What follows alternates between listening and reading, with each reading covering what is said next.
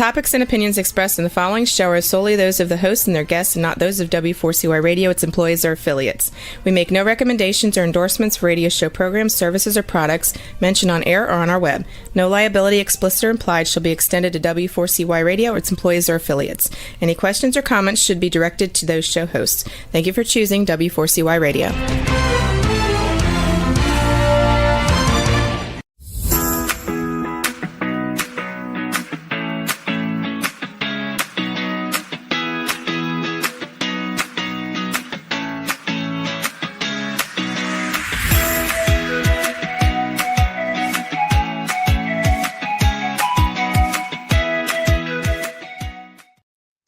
Hi, welcome everybody to my show, Learning to Dance in the Rain.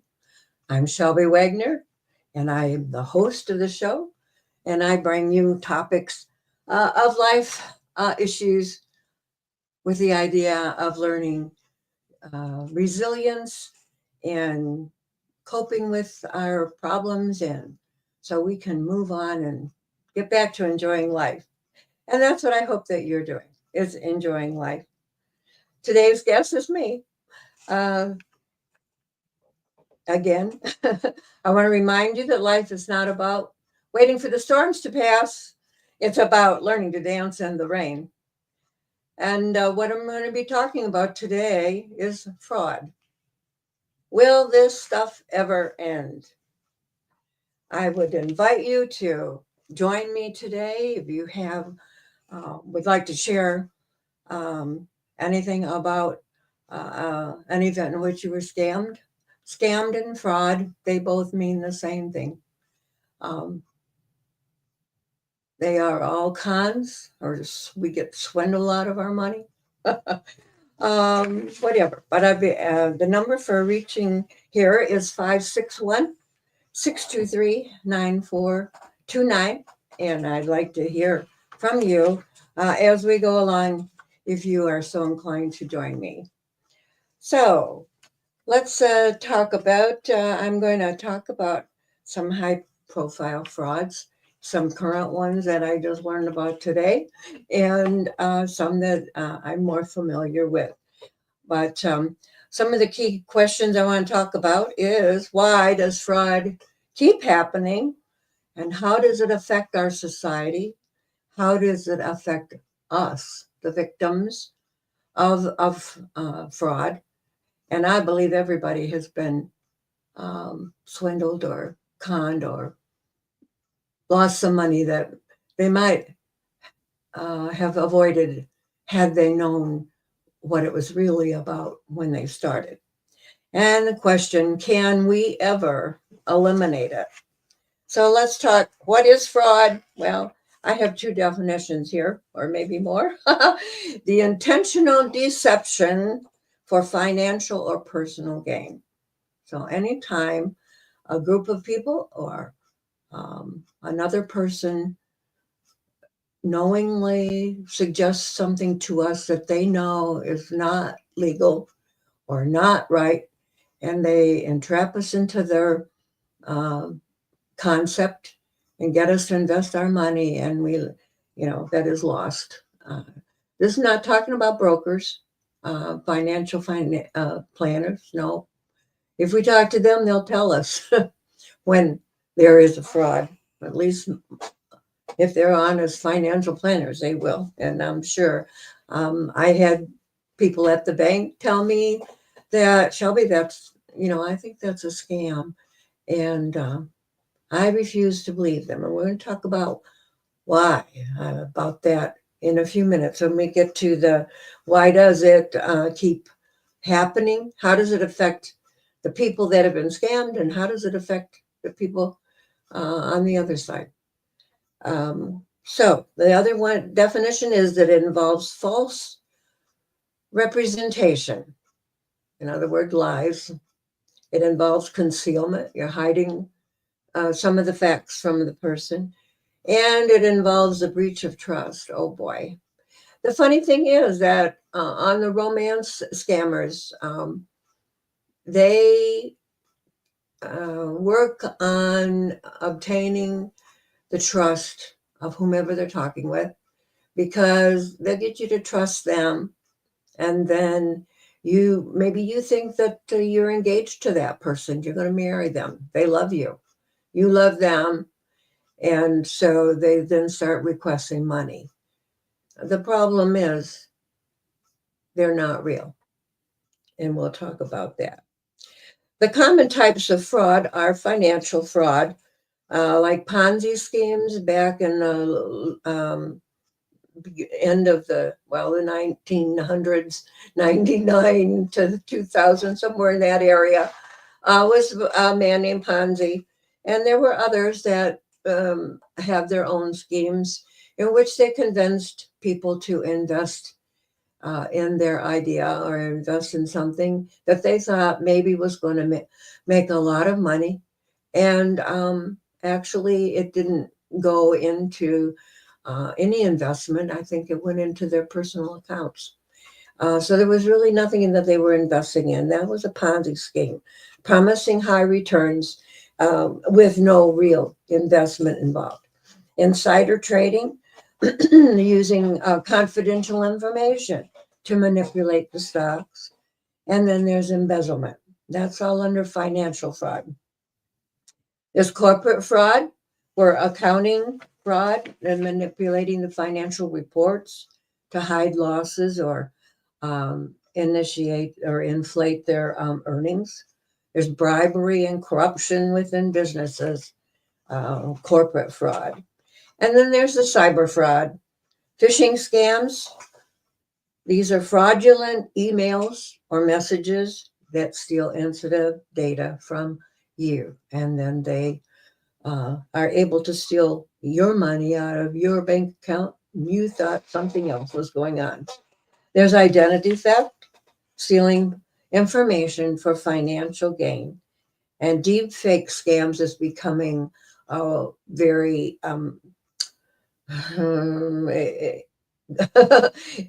alive as AI generated voices and videos that are used to deceive. And I'm going to talk a little bit about that one in a minute. So the impact of fraud, of course, is that individuals lose money and their reputations and the trust of other people, your friends, your family. I didn't want to tell my family or anybody that I knew, that I didn't want them to know that I had fallen prey to a romance scammer and given away a good deal of money that I couldn't have afforded to lose, but I did lose it anyway. I thought maybe I was helping somebody. I was helping him. He was stuck in China and couldn't get out and couldn't get back home. But funny, I noticed his same profile on another dating site about a year later. Same profile, same everything. Boy, I tell you, they don't give up very easily. Businesses, impact on businesses. Well, are you seeing all of these companies, these businesses that are closing? Golly, are we going to have any businesses left once this is all over? I don't know. And I don't know if it's going to be over. It's just seems like that all of the economies are destabilized by large scale fraud schemes. And I'm going to talk a little bit about some of the things that are being done to help solve this problem. The Bernie Madoff Ponzi scheme. He stole billions of dollars from investors with fake returns, making them think they were making a lot of money. And they weren't. He was making a lot of money, but they weren't. He was stealing their money. There was an impact on individuals and charities that trusted him. I know from fact how it feels to have lost a lot of money to someone that was deceiving me when I thought that he loved me. I thought maybe there was a chance of a relationship there, and it wasn't. But these are all down in the recent cyber scams. The cryptocurrency fraud, which is now called pig butchering. I talked about that in another one of my episodes a few months ago. Pig butchering, that's where it started out as a romance scam. Someone I met on LinkedIn.com got talking to me about his business and so on, and then convinced me to invest in a cryptocurrency company. And it was a name that was kind of familiar, but it was kind of all mixed up. I was the FTX.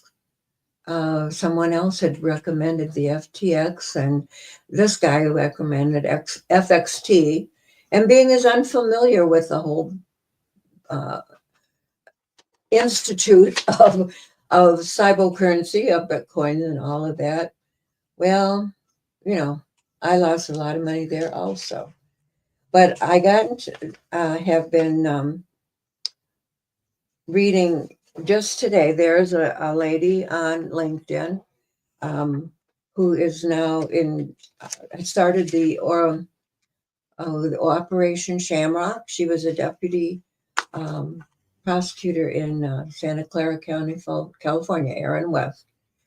And she got interested, found of all these victims and how they were felt about this losing this money. And she had, I think I showed pictures and so on of the compound she had visited in Miramar, down in the Southeast Asian border, and found that a lot of the scammers were indeed people that had been kidnapped, and they were imprisoned in these huge apartment-like buildings and beaten if they would not cooperate, and try to convince people like me to give them our money. And so she had an article this morning I saw in LinkedIn that I was reading, and I would like to read that to you because things have been changing a little bit.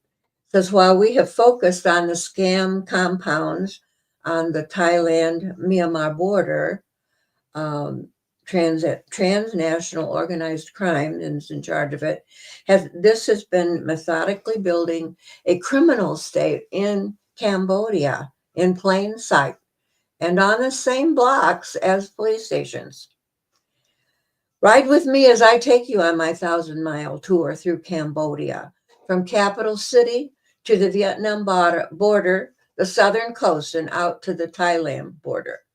As soon as I got off the plane, I got in the car with Lindsay Kennedy and Nathan Paul Southern and drove straight to, pardon my pronunciation, but Sihanoukville.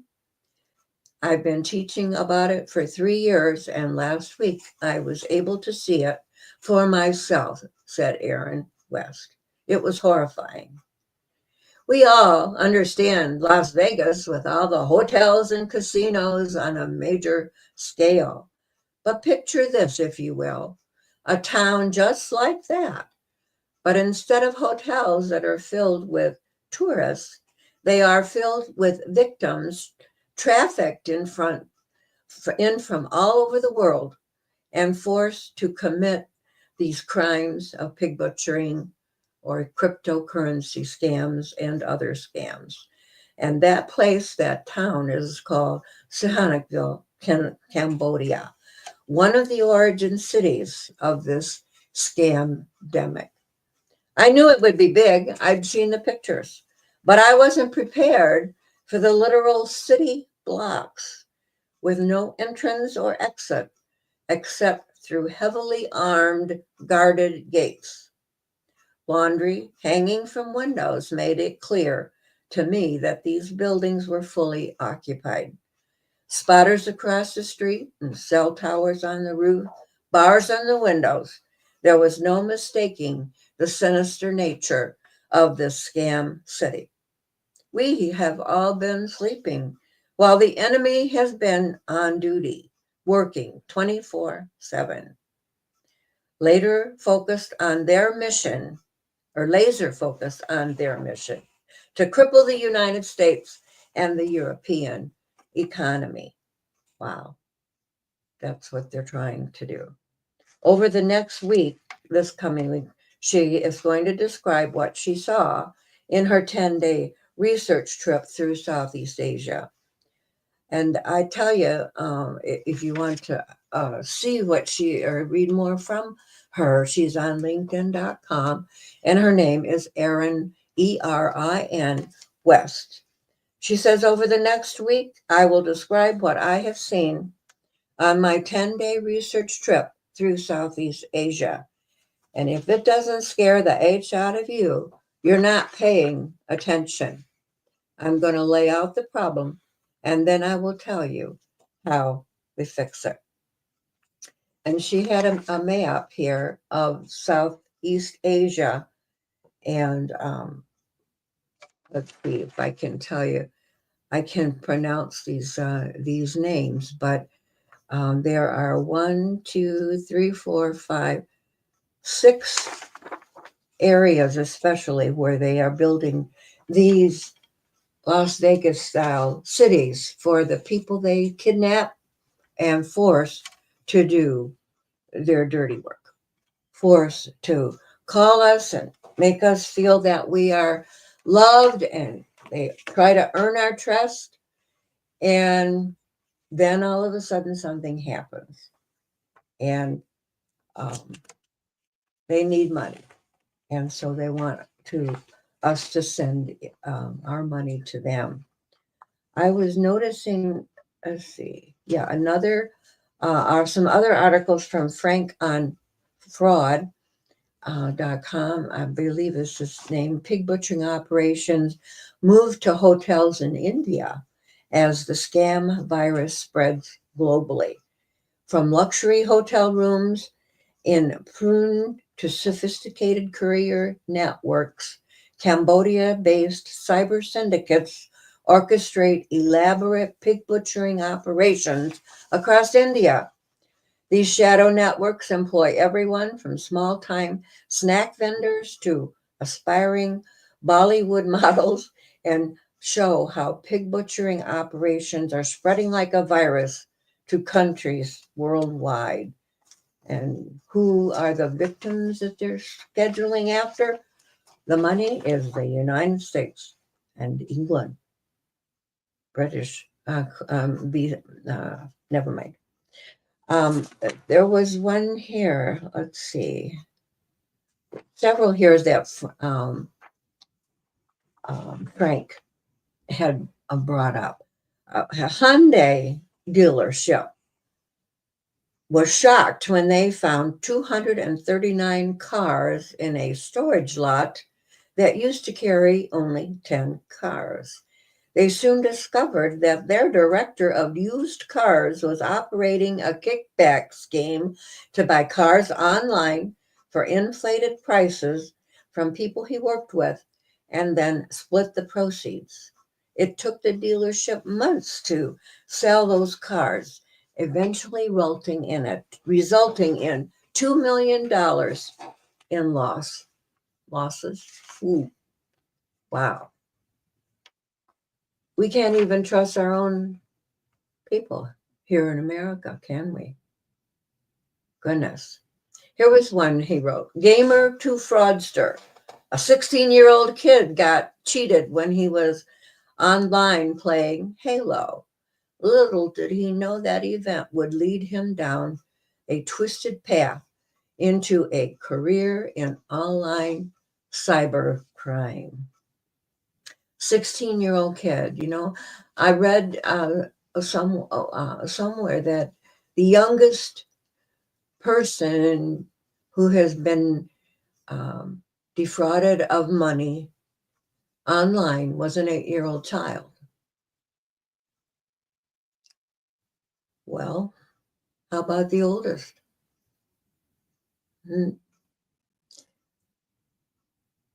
I know of at least one person who was now approaching way over 80 her way, and she was a victim also of the cybercrime. A year ago, there was a big article about this woman. Let's see, what did I do with that one? Yeah, here we go. A woman who had died. Her body had been found in a river down by Cairo, Illinois, I believe it was. And she had lost $2 million, it said, and they didn't know if it was all the details. But her daughter was starting to search about this and find out what was going on. Yes, here we go. I'm going to back up a little bit.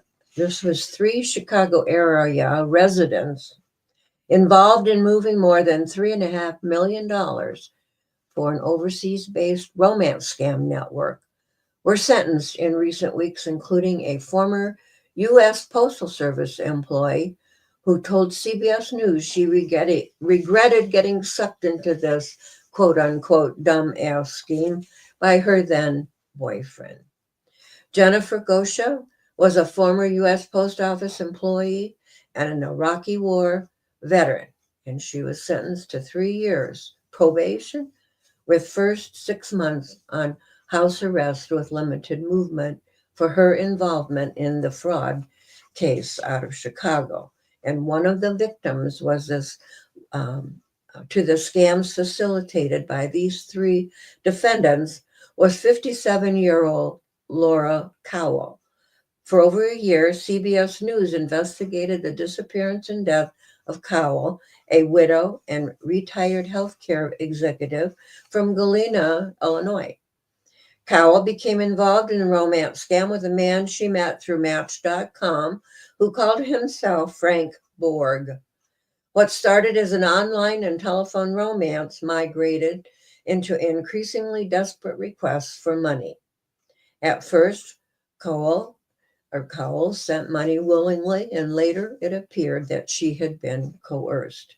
Over the course of almost 2 years, Cowell sent nearly $2 million to Frank, her financial records show. But Frank was not a real person. It was a group of scammers based out of West Africa, according to law enforcement. The scammers used stolen photos and profiles were all fraudulent. The case typified an increasingly common facet of these online romance scams, the use of so-called money mules to disguise and launder financial transactions.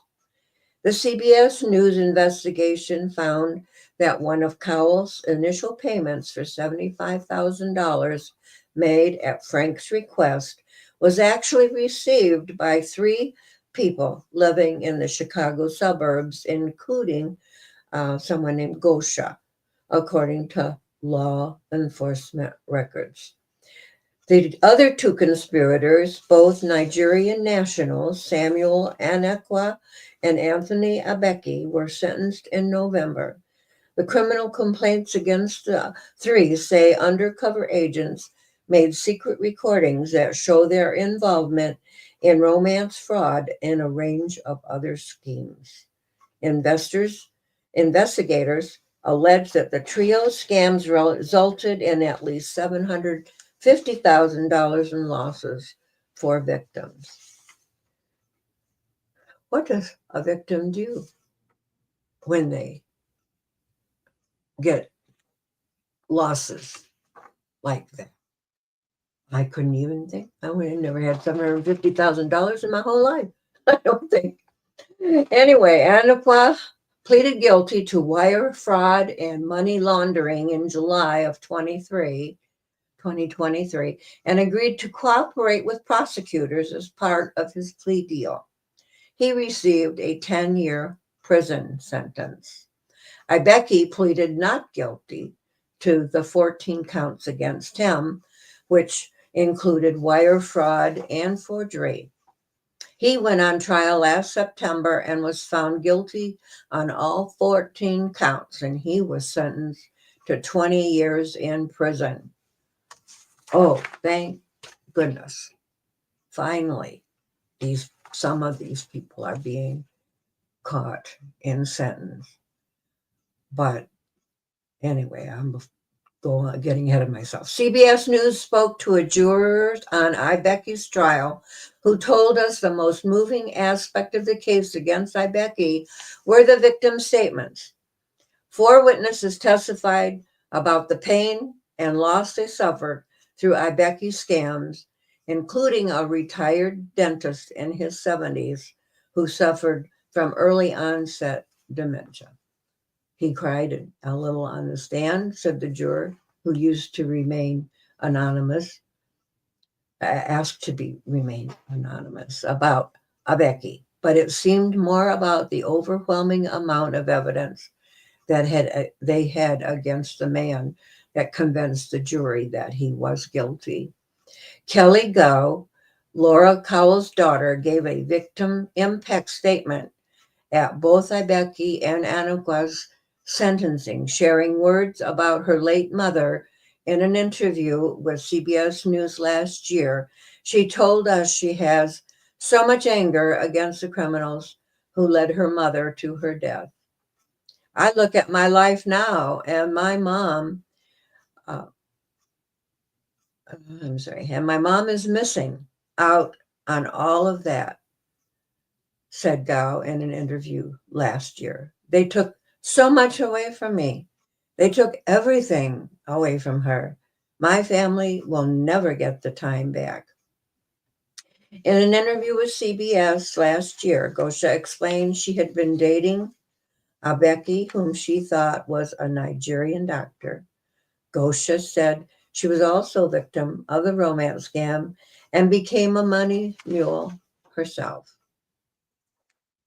In sentencing Gosha, Judge Stephen Seeger recognized the seriousness of the crime and the terrible damage inflicted upon the victims, but he also recognized the great disparity in Gosha's relative culpability, said Patrick Boyle, Gosha's attorney, in a statement to the CBS News.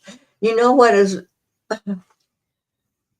it hurts that I lost all that money.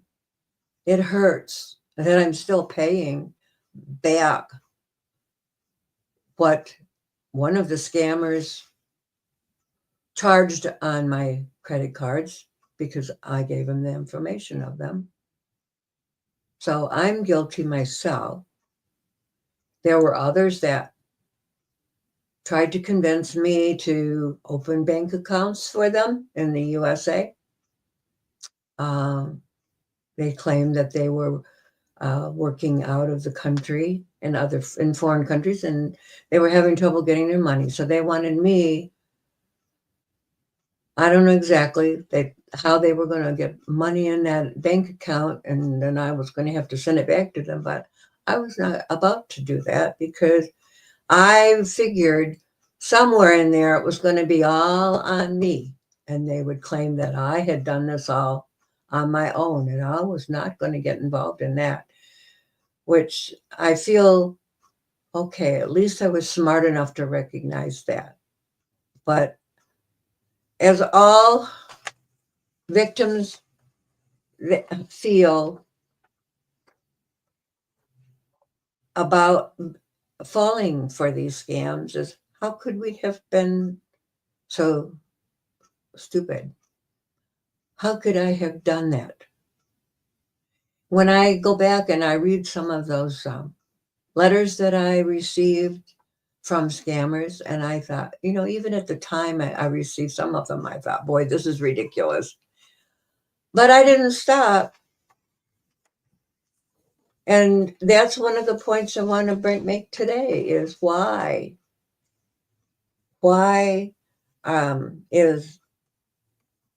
are people so culpable and fall for these scams? Well, in the first stance, the man was physically hurt. He was out of the country and needed to get back to the United States and needed some money to do that. To me, that was a kind of a humanitarian thing, and he knew that because he got to know me, and he knew my weak spot, and that was it. So that was that one. But then, what about the next one? The next one was I had lost $10,000 in the first one, and in the next one, it was an investment thing. And I thought, well, maybe I can earn back that $10,000 I had lost. So that, what is it? Hope. Um, they say greed. Well, it's definitely greed on the side of the ones that are um, causing the problem. They're the ones getting our money, and they're greedy and they want to do it dishonestly rather than working for a living like most of us to earn the money that we have, and then whatever. But it is a hope. It, it's a lot of us hope that that person that's promising love and romance to us, a loving relationship when we're lonely, we hope they are the one.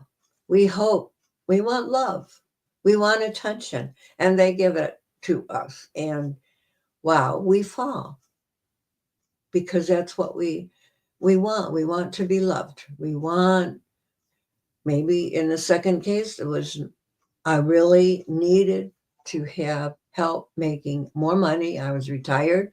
Yeah, I had pension, Social Security, but I had lost this money and I had hoped to gain it back.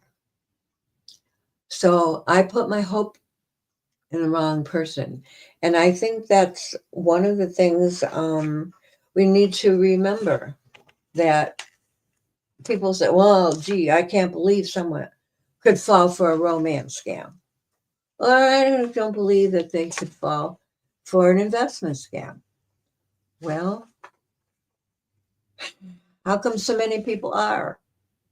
I mean, in 2020, uh, well, when I wrote my book, Learning to Dance in the Rain, exposing and raising awareness, hopefully, of the scams that were going on, the FTC had reported $145 million was lost by 15,000 Americans that year. Well, I was one of them, but they figured it was a whole lot more than that had lost it, because people are embarrassed. Oh, I made a mistake.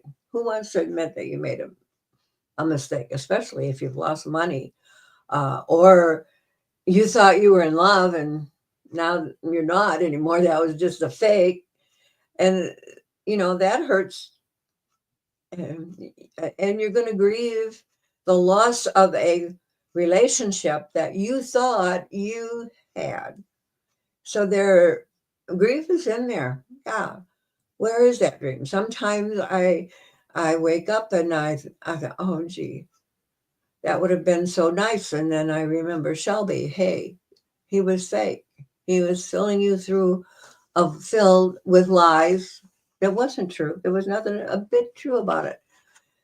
But I felt sad anyway, and had hoped that I would make some money and that extra money, and I would be able to pay down my debts, pay back what I owe for my car and my house. I had to mortgage my house to pay for some of that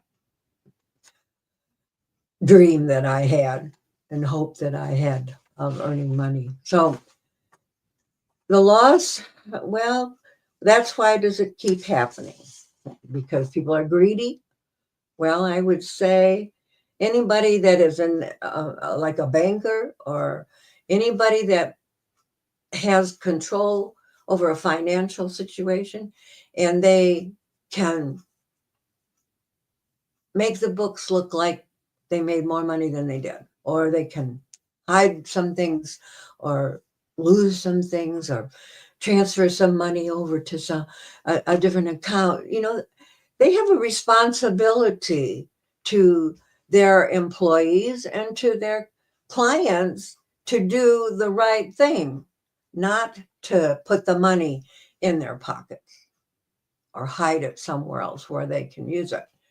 And that, I think I was reading about with the Ponzi scheme and the Enron back in the early 60s. There was a big thing about Enron scam fraud, and they came up with uh, the legislation and reforms like the Sarbanes-Oxley Act, and I looked that up to see that was a major thing because they created standards for accountants and um, other financial reporting people that they needed to be accurate in their reporting. There was accountability in that. So it was a complete overhaul of corporate um, stations for accountability.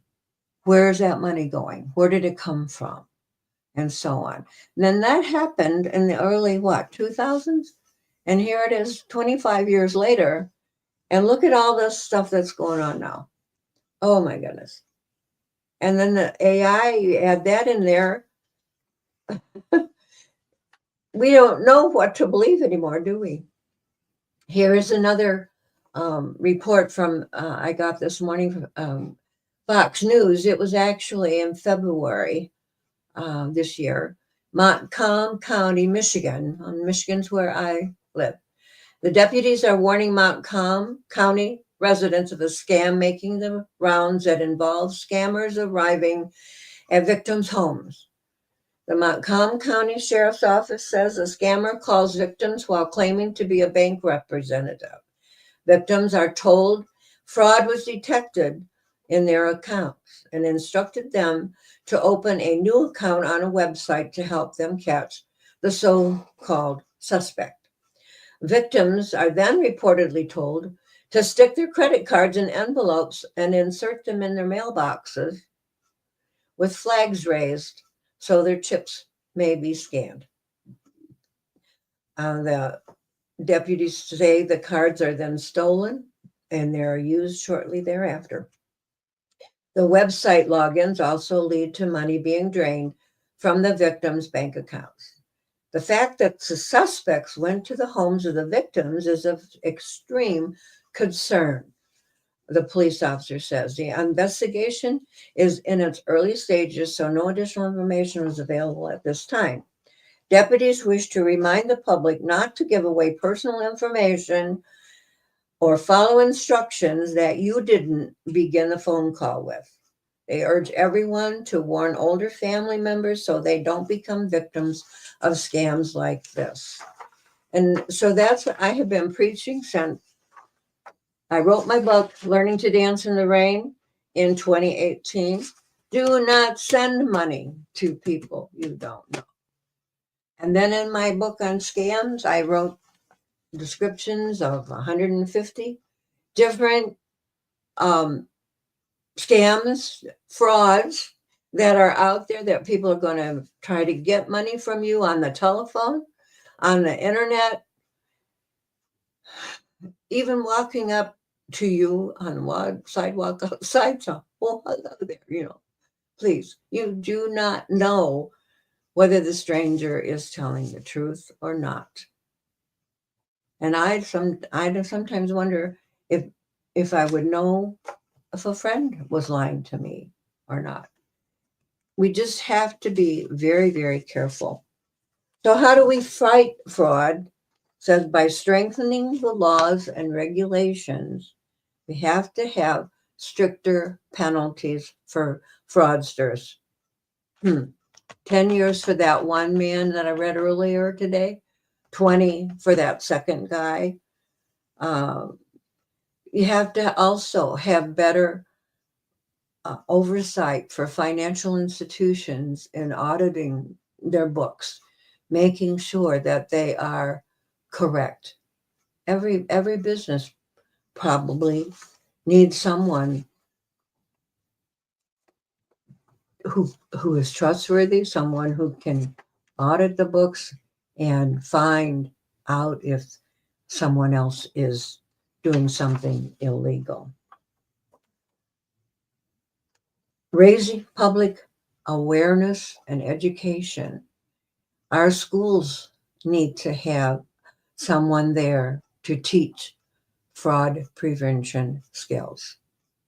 And if you're listening to me and you live in my Sturgis, Michigan area, I would be happy to come to your school and teach the teachers what I know about being defrauded of your money. And if you think the kids are not involved in becoming victims, then you really need to hear what I have to say. Please, well,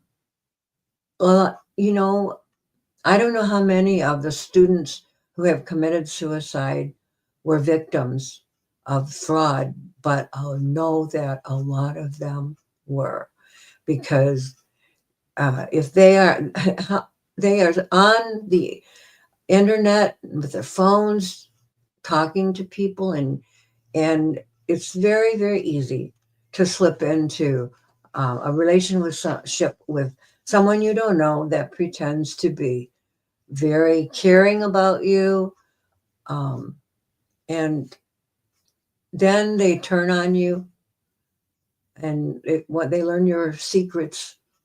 Maybe they have convinced you to take your clothes off in front of them. You think, nobody else is going to see it. But I tell you, once a picture is put on the internet, you don't know where it's going. You don't know how long it'll be before everybody's going to see it. So keep your clothes on. Don't do that. Don't pretend that you're uh, doing things that you really don't want to do, because it's going to come back and they're going to want money for it. If you don't pay them, they're going to expose you in your school. And teachers, you really need to be educated in this problem, and you need to pass the word on. And I would be very happy to come and talk to your schools if you're local about this problem. Government and financial institutions, you need to help educate your consumers. I see at the post office, for example, they have brochures on the counter about fraud and about scams, and I wonder how many people pick those up. I hope that even if a flash of it will remind them. But I tell you, I get hundreds of emails every day, and I go through them, and they look interesting, right? And if I'm not consciously thinking about this problem of scams, sometimes I have just automatically clicked on something, and then I thought, oh geez, I shouldn't have done that. Same with the phone. The phone rings almost constantly. I have to turn it off during my broadcast because it would ring almost all constantly during the time I'm here. And my phone, it'll say probably a scam or whatever. So my daughter has told me for years, don't answer the phone, Mom, if you don't recognize the number. And so that's what I do not do. If they really, really are conscious and leave a message, then I could call them back. But most of them, 90%, 95% of them, do not leave messages. And you know what? Some of them will say, it says they leave a message, and I listen and there's nothing there. It just goes click all the way across and doesn't say it. So they are after me for exposing and doing what I do, I guess, here when I talk about scams. And I'm sorry that I have to be talking about this. This is not a pleasant subject, but it's kind of hard to learn. What are we doing? Learning to dance in the rain. We're learning about this problem so we can enjoy life in the future instead of spending our money without any benefits for us at all. So we need to inform the kids at school, in the workplaces, the same. I'd be glad to come and talk with them about this problem also. The government and financial institutions have got to inform and educate their consumers, and social media platforms must take responsibility for reducing scam ads. And like Facebook, they wanted me to take down my website because I had advertising my book about scams to help people know that what scams are. And yet, I don't know, can't tell you the number of times that when I've opened my Facebook page and they have these pictures and the ones next to me are pornographic. Now, how can that stay up there on Facebook and my book advertise or this that educates about scams gets kicked off? Facebook had better come up. If they're not going to come up to their own standards, then they better just shut it down, because it is not doing what it claims and wants to do. Also, ethical business practices and whistleblower protections. Companies should have internal anti-fraud policies and encourage their employees to report the suspicious activities without a fear of being